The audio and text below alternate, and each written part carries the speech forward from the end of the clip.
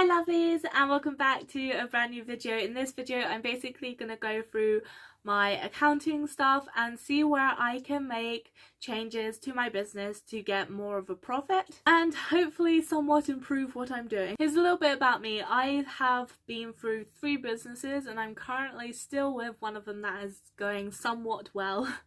My first business was being a dog trainer, and it's my dream, it still is, and I would love to one day be able to do it. However, with my disability and the fact that I have a 4-year-old child, it is too difficult to do right now, so that had to go. My second business, I did fursuit making for a while. I don't know why, but I got into the hobby of it and then I started making it for people. It's not a great business to go in. It takes you months to do, so unless you have multiple people you're not going to make much profit at all. Then I also dabbled a little bit into resin. I hated that, I'll be honest. I can't wear masks, so I didn't, and it's dangerous. Then I got into the hobby of roller skating, and this is pretty much where I am. I make roller skate accessories, but I also dabble in like other kind of accessories, so I'm kind of like just a accessory shop, but my biggest part is roller skate accessories. And the reason why we have to keep logs of everything is for universal credit, so they can see, you know, make sure I'm not dodgy or whatever, but making sure that I've got everything written down. But also taxes, it really helps having universal credit because you have to do it monthly. So when it comes to taxes, it's really easy to just put everything together because it's kind of done every month. I do leave it to the last minute every month because that way I can spend a dedicated time to just go in and put everything in and make sure that I get everything in. Taxes, I actually haven't done any taxes yet because I haven't earned enough to do taxes. I might have to this year though, because I'm finally starting to earn a little bit of profit. But like I said, I'm only earning a little bit of profit. Now the last 3 months it has gone up and I have had profit in a row, which is amazing. However, I am not getting paid enough considering it's for every month. I probably get paid less than £1 an hour. So I want to do what I can to increase my money, and I think this is a good start if you want to know how to better make money from your business. So yeah, come along with me on this journey and you should probably do the same. So I have 2 books here. I started my business in, let's say my skate business, I'm pretty sure that was in 2020, and that's where we're gonna start from because my other businesses, they're done, they're gone. Just so you can get a gauge on what it's like to start your own business where you have to put in your own money to get the good equipment, that kind of stuff. So let's get started. Okay, so I do want to add at the very beginning, I was also still having something to do with the fursuit making business, so there might be items in there that have made me go up or down because of that. So the first few months might be a bit unsure, but I will go through it. So in October 2020, I made a total of minus £439.06. That is terrible, but trust me, it is not the worst. So you're probably wondering, how could you go in minus? Well, this is because I spent all of the money that I got from selling things, but I also then put in my own money. For example, my PIP. I probably put all of my PIP money in and bought some things as well. So I do want to say, I do know the first mistake that I did when starting this business is I impulse bought a lot of stuff. Now I do have ADHD, so that could be partly why. November 2020, I made minus £344.19. So it wasn't as much as last month, but it's still not great. December 2020, I actually made a profit. I made £412.99 profit, and I'm pretty sure 2020 to 2021 middle-ish I had a grace period, so roller skating was very popular in lockdown, COVID, all of that kind of stuff, and so I call it a grace period because I made a lot of money. I spent all of it. Let me just say that. I shouldn't have. I definitely screwed myself over there, but I call it a grace period because even though it went up for quite a while, that is not normally the right. So I noticed on my Etsy, I make currently between a month, like not profit, but just how much I get paid, around £400 to maybe £600 a month, not profit. And that is regular. However, in the grace periods, I made thousands of pounds. I say thousands, like it was 1,200. I think 3,000 was my most. That's why I call it a grace period, because it only lasted a little while and it's not a steady kind of earning, if that makes sense. Speaking of grace period, in January 2021, I did really well. Do you know what that meant? I spent it. All of it. And then I put more in. I am so shocked at how oblivious I was to how much I was spending. I was constantly telling myself that, you know, I have to build a business, and that's right, I do, but there were things that I impulse bought and I shouldn't have, and it would have knocked it down a lot. But anyway, January 2021, I made minus £1,027 and 56p. Minus. Not profit. Minus. February didn't do as well as January, as in order wise, but I only went in minus by £289 and 18p, which is nothing compared to last month, but it's still rubbish. Did I say that was January? If I said that was January, I meant February. So March, like I said, is the grace period. Now this was the top of my grace period. And I'll say that because I made in, how much I made in orders was £3,179.52 for a whole month of March, which is pretty good. I spent a lot of that, but I didn't go in minus for that month, March. I made a profit of £686 and 65p. Now that's really good. You know, not compared to how much I actually earned, but compared to the minuses for the other month, it's really good that I actually made a profit, which means I had paid off a little bit from the minuses previously. April, still in the grace period, once again still at the top, because I got in for orders around £3,000 worth. However, once again I spent it and more. April 2021, I went in minus £104.47p. I'm smiling, but I'm also dying inside. But I tell you what, in May it got bad. May is my birthday, so I probably got some extra pennies as well. I was like, ooh, get to spend. And what did I spend it on? My business! And things I probably didn't need for it. Well, I always use everything, but probably a lot of it went into dead stock. Notepads. In May, I went minus £408.41p. June, lockdown over, slow month. Because I thought that it would be the only month that was slow and things would pick up again. For June, I went in minus £1,041.70p. July, I did not learn my mistakes. I went in minus £846.76p, but I did get more orders than I did in May. Still not a good enough excuse. August, I thought I did good because here I put yay, because I thought I made £43 and 1p profit. But then when I recalculated, because I thought, well, why would it be that? I'm pretty sure I spent more. I put boo. I made minus £67 and 18p, and that is probably the lowest in minus I've ever gone. And that's the end of my first book, so I'm hoping in August I learned from my mistakes. I went in minus a little bit because maybe I found a tool that I wanted to buy to help make work easier for me, but I didn't buy loads of stuff that I didn't need. So we're still in 2021, but in September I didn't learn my mistake. I went minus £132 and 74p.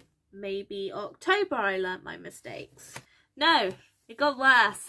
In October I made minus £501 and 26p. November got a little bit better. I even put here getting closer.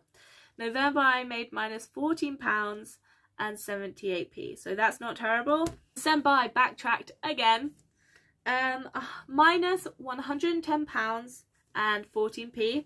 Now we're in 2022. I'm hoping that in 2022 I decided to just get my ass back in gear. I did! So in January I made £63 and 38p profit. So I'm not entirely sure. It was either £63 or £56.55 profit.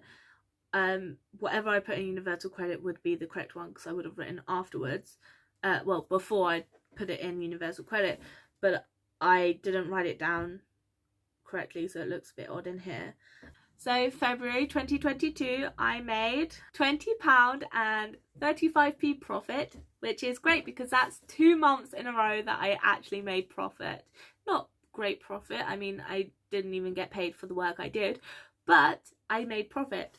And then this month, which we are in March, I made, well, we're actually in April, but so last month, March 2022, I made £131, 60p profit, and I put little, party popper emoji on there because I am so proud of myself. So that's what it looks like for someone with ADHD starting their own business, who is willing to put in their own money to buy amazing equipment as well as to impulse buy. So the 3 months that we made profit, I'm going to have a look at and see what were the most expensive items. I'm talking about over £50 kind of situation, and see what I can do about those.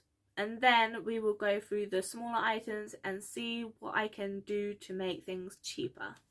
I don't know if you can see or read the writing, but I will go through and point out the big ones. So let's go through January 1st. Let's have a look for some big numbers. So here, £105.34 was spent on Etsy fees. I can't change that, but I am joining the April strike, which is happening on the 11th or to the 18th, I believe, where basically don't buy anything off of Etsy, and most shops will go on holiday mode. I think I will put my shop on holiday mode because I am getting paid, so I won't need my shop open, but I will complete all of the orders and send those out in that time, so don't worry. But in that specific time my shop will be closed, but I feel like it can give me some time to upgrade my shop, do some work on it as well, so I feel like it works perfectly. And then hopefully Etsy will take off that, even if they just take off that 1% they had an increase on, because that is just ridiculous with how much profit they make as it is. They're making us pay more, so there's not really much I can do about that. Let's have a look. So down here I spent £120 on fabric. This is custom fabric, so it's more expensive, but it does work out cheaper for me if I buy it in a certain amount. However, this one, I did it wrong. I had the wrong size patterns, all of that kind of stuff, and I'm pretty sure most of it was a waste, apart from the strawberry cow and the, here you go, these cute pastel rainbow bats. So that was a waste. So from now on I'm going to be more careful about what I'm spending and see if I can get pre-orders before, so I can get a gauge of what people will actually buy rather than buying things that are wrong. Now let's go on to February. So the most expensive items, let's have a look. So Etsy fees again, £93.62, but I also spent £30.19 on marketing, which is not a choice I have, because once you earn a certain amount a year, you don't get that choice. And then here I paid £100 for my printer. This is a pay in 3, so I paid the last off. So I now have my printer and it's all mine. I've paid it off, which is great, so I won't have that payment again. Okay, now if we go into March, let's have a look.